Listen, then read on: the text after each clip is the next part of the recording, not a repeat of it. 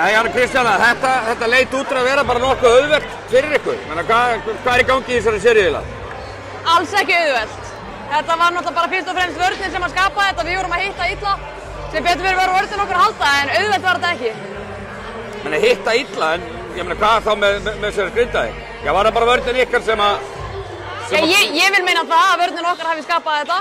Spila bara jafn vel og andstæðingur leyfir og við leyfum þeim ekki að spila vel í dag. Þannig að 2-0 yfir, nokkuð samfærandi sigur hér í kvöld. Er þetta bara komið það? Nei, þetta er upp í 3 ástæðu. Og mörg lið brennt sig á því að vera 2-0 yfir og halda þetta sé komið og við erum ekki þar. Við erum bara að fara að taka næsta leik. Vonandi skila það okkur sigri, annars er þetta upp í 3 og við þurfum bara að gjöra svo vel að sýna að við eigum skilið að fara í úrslitin. Þannig að það er allt annað að sjá ykkur núna heldur en fyrir mánuði síðan í deildinni. Hvaða breyting var það á liðinu? Þið steinlágu þannig sé fyrir Grindavík í smárunum í deildinni en bara núna... Það er bara hækkandi sól og við vitum hvað er í húfi.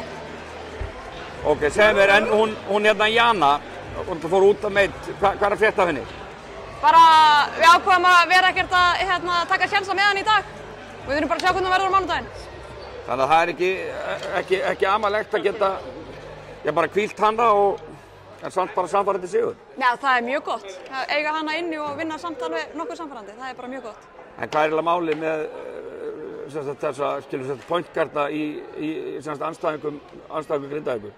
Jana hjá ykkur fyrir út á meitt og Remi Martin hjá Keflavík. Er þetta einhver veiki eða? Nei, bara óhefni held ég sko. Þannig að þið ætlið væntanlega að mæti Smáran til þess að klára þetta bara. Það er ekkert annars sem kemur til greina væntanlega. Það er planið, alveg klárlega. Frábært, takk fyrir. Takk fyrir.